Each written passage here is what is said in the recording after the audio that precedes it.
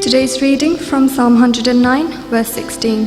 Because he did not remember to show mercy, but persecuted the poor and needy men, that he might even slay the broken in heart.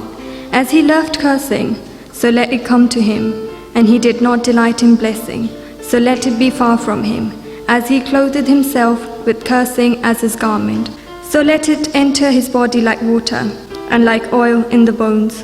Let it be to him like a garment which covers him, and for a belt which he girds himself continually. Let this be the Lord's reward to my accusers, and to those who speak evil against my person. But you, O God, the Lord, deal with me for your name's sake, because your mercy is good, deliver me.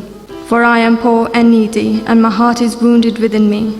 I am gone like a shadow when it's lengthened. I am shaken off like a locust. My knees are weak through fasting, and my flesh is feeble from lack of fatness. I also have become a reap to them. When they look at me, they shake their heads. Help me, O Lord, my God. Oh, save me according to your mercy, that they may know you, this is your hand, that you, Lord, have done it. Let them curse, but you bless. When they arise, let them be ashamed, but let your servant rejoice. Let my accusers be clothed with shame, and let them cover themselves with their own disgrace as with a mantle.